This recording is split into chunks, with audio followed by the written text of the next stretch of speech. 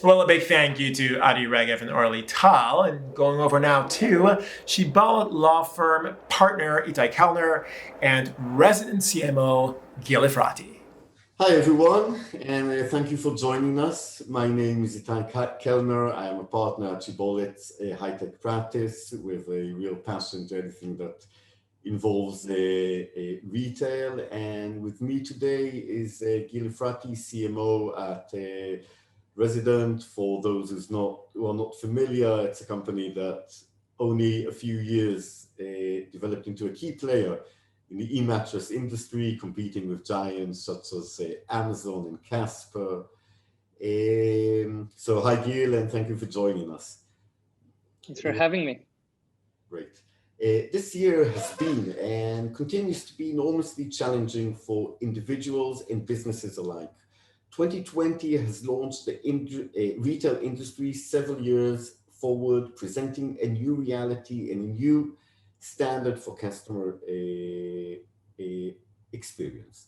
In the next 10 to 15 minutes, we will try to discuss and showcase Resident's in-depth use and analysis of real-time data as a tool to enhance growing sales.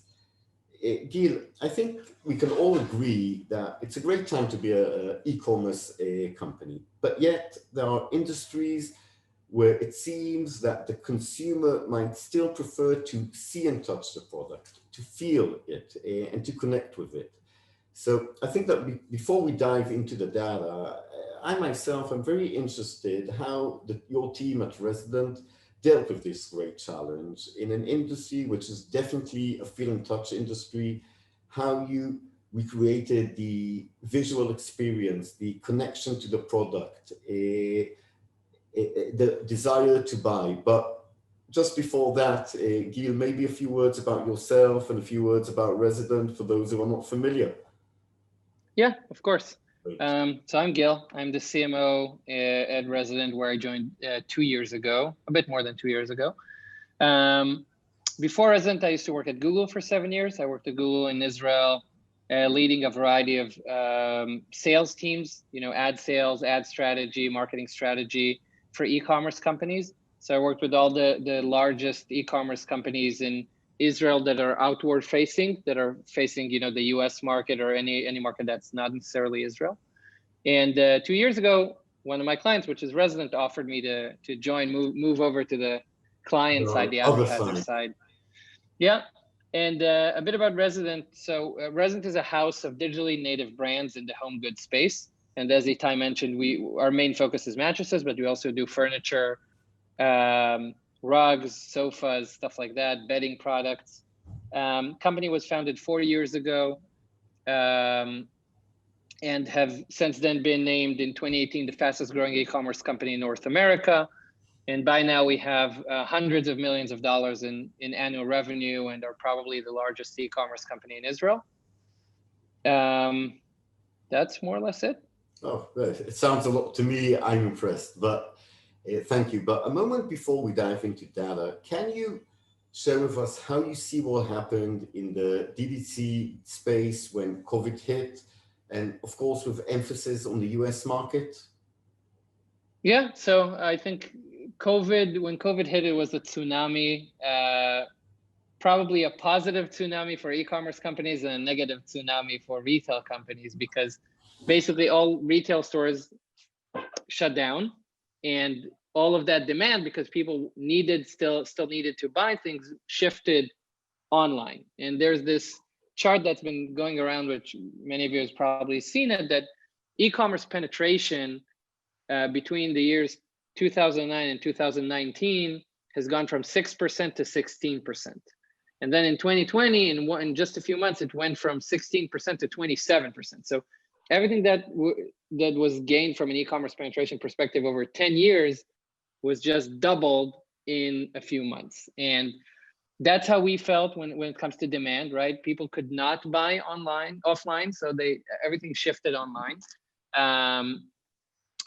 And for a company like ours that basically relies on performance marketing, it was practically a perfect storm. Why? Because a lot of companies have stopped advertising during this time because they couldn't sell their products. A lot of big brands said, okay, COVID, there's a virus going on. It's not a good time to advertise. It doesn't reflect well on my brand. But for us, our data told us, okay, advertising costs are down, demand is up. That's a no-brainer. Double down, spend more money on marketing, spend more money on marketing. We were able to take market share both from our legacy competitors and as well as from other D2C companies. But it's not all rosy, right? Because if one side of the business, the demand side, blows up and there's more demand than you can handle, the other side of the business suffers, right? The supply chain, the inventory, the shipping, even things that were not about us. It's things around FedEx not being able to come into the warehouse and pick up the merchandise to send to the consumer. So there are no free lunches. It's always difficult. Gil, between your words, I think there were two insights I can take from them. The first is out there playing clear, which is the supply chain, meaning, and I think supply chain is an issue that can be discussed and has already been discussed for hours and from different angles, but at the end of the day, everyone understands. You can have a great site, you can analyze data perfectly, but if you're unable to provide the product at the time and place where you promised your consumer you will receive it, so nothing is worth. So this is supply chain, and this is not the right session for that. So we'll let it go at this point. But another thing which you said here, which I think is very important, and I think it's very important for new players in this sector, but not only for new players, but also for existing players, is to understand. You mentioned, I'll say it like this, you mentioned that you noticed when the COVID-19 erupted, that advertisement stopped. Big retailers and big and strong brands stopped their advertising. And I think that you guys, what you said at least, that you guys understood that consumers will continue to purchase. And you don't need to relax on your advertising and your targeting, but rather to increase it. And I think that what you're saying here, it's very important for new players in the market or to understand that sometimes the big parties, the big players are not always correct in the way they read the map or read the current situation. And sometimes you need to be comfortable with your instincts and go with your instincts, act quickly, react to the situation. And I think that for your guys, this worked. Correct me if I'm wrong. Yeah, it's not just the gut, it's more around the data, right? Because with our space, it's $1,000 purchase.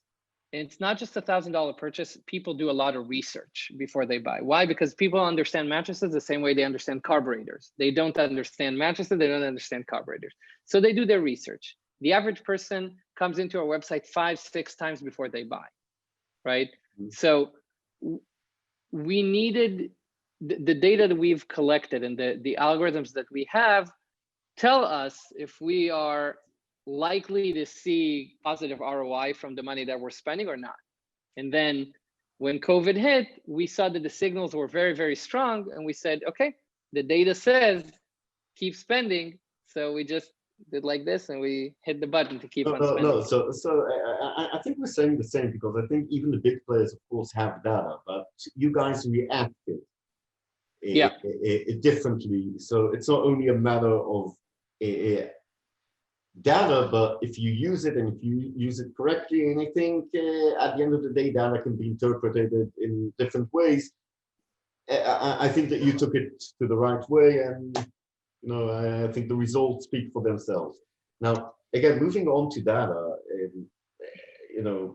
I think everything has already been said in this aspect, and it's used today to predict emerging trends, how to target a right customer, and of course, decrease marketing costs. But again, I would be grateful if you can share with us how you guys at Resident leverage the use of data to get a better understanding of your consumers, their individual targeting, and of course your ability, again, to predict and foresee market trends and movements. So yeah, that's a really good question. I think the poster child for mattresses online, for D2C mattresses, is Casper. Casper is a company that has raised over $500 million to date to try and build a brand, right? They spend a lot of money on building a brand. They've, up until now, have yet to make a profit because they keep spending that money on brand, and the sales don't catch up with the amount of money that they're spending. We didn't raise as much money, and we had to be very, very efficient. We needed to be Israeli, right? We needed to understand how to do things more efficiently. And we didn't go the brand route, we went the performance marketing route. Meaning if a typical American consumer replaces their mattress every 7 to 10 years. So why should I go to a channel that is not targeted? Why should I just target the entire population and try to hit all eyeballs, right? I need to hit the eyeballs of people who are in the market for a mattress right now, because otherwise they won't remember my ad 7 years from now when they buy their next mattress. Yeah. And so the first layer of our use of data is around who do we target, right? Who do we show ads to? And how do we identify those customers who are in the market for a mattress? It could be by geography, by online behavior, but what they search for, by their interests on Facebook, the channels that they spend more time on TV or OTT, and whatever other marketing channel there is. So that's layer one. Layer two is not just who to target, but once they landed on our site for the first time, as we said, they're not going to buy in the first time they land on the website, but understanding based on that first visit. Gil, just to interrupt you, how many times do you know today how many times it takes for one to visit the site before he makes the purchase? So the average is about 5 times, but there are people who visit the site 30 times before they buy, right? And the smart thing would be to understand based on that first visit to the website, the pages that person visited, the device that they used when they visited the website, all different signals to understand how likely this person is to buy from us eventually. Okay, so that's the second layer of data that we have algorithms that predict the propensity to buy. And then layer 3 is not just, is this person likely to buy or not, but where is this person likely to buy? Because we also sell our product in 2,500 retail stores across the US. So we look at different historical data for that specific individual and say, okay, that person is more likely to buy at a store. They're going to prefer to buy at a store versus prefer to buy online. So from that point on, after the first visit, all of our marketing is going to be around, come visit this specific store. It's the closest store to you. You can try the mattress and you can buy it at a retail store. On the other end, if we determine that you're more of an online buyer, then all of our marketing messaging is going to be around buy now, buy online, click here, that sort of thing. And these are like the 3 layers of data that we employ every day. Oh, amazing, amazing. Again, so we still have a few minutes left. So I have 2 additional questions for you. The first, maybe if you want, if you can share with us one of the challenges that you faced in the COVID-19 rupture and how you dealt with it. Maybe it should be with data or supply chain, you choose, but I'm interested in one of your challenges. And the second, if you have any tips for a new party that eager to enter into the e-commerce, and if there's something you can give them a recommendation to do or not to do. So the floor is yours. Yeah, so I think one thing that we've had, like I already said in the beginning, is that when COVID hit, demand tripled, right? Show me a business that can triple in size and nothing's going to happen to the rest of the business. So of course something happened. One of the things that happened were more in our ability to fulfill the orders, right? We had 3x the orders, 3x, 4x the orders. And our promise to the consumer was we ship within 1 to 2 business days, meaning the mattress would leave our warehouse within 1 to 2 business days and will make its way to you. But the thing that happened is, during COVID, FedEx and UPS had a lot of demand because we're not the only e-commerce company that blew up during COVID. And of course, all of their trucks went probably to Amazon warehouses to pick things up and get them to US consumers. And so they didn't have enough trucks to send our way. And number 2, some of our warehouses were in red zones. So trucks were not allowed to get there. So suddenly we don't, even though we have the inventory, we have the products to get to the consumers, and we promised them they would ship within 1 to 2 business days, it shipped within 14 business days. And of course, a lot of customers weren't happy. We had to make good a lot of those customers. Some of the customers just chose to cancel their orders, which is not good for us. But eventually we were able to make good with all customers and gave them a better experience. And what it got us to end up with is a much better supply chain now, because it forced us to work really, really quickly on our supply chain, figuring that out. And now we have the supply chain that is suitable for a business that's bigger than where we are now, which is great. Yeah. So that tackle was a blessing at the end of the day, because now you learn how to work more efficiently. So if something worked during the COVID-19, in normal days, it will work even exactly. better. Yeah, that's amazing. Exactly.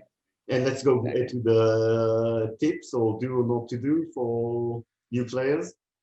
Yeah, so I think every company that tries to enter, the US market with a direct-to-consumer approach, of course, you need to check your product market fit and make sure that you can, the product fits the market and that people are going to like it and you can sell it and stuff like that. But one thing that we've learned, especially during COVID, is that demand isn't the only thing that matters, right? You can have the demand, but if you don't, for example, have the good unit economics, right? If you buy products from your supplier at a price that's too high, right? So you just can't make the business work.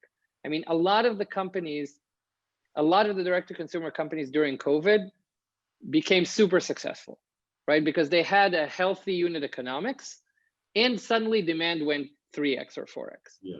But there are some direct-to-consumer companies that have failed miserably during COVID. And then you're thinking, what, how can that be? Because they have 3x the demand. And the answer is because their other side of the business, the operational side, the supply side, the inventory side was just not there. And that means that business probably wouldn't have succeeded in the long term anyway. Yeah. So to sum it up, you need to see the big picture the whole time. And it's not only the slide, it's not only the data, it's the full picture, A to Z. Yeah. Gil, I really enjoyed this session. Thank you very much. And I hope you guys also enjoyed. And I hope the next time it won't be a video conference, but it will be a live one. Thank you very much. Yeah. Thank you. Bye-bye.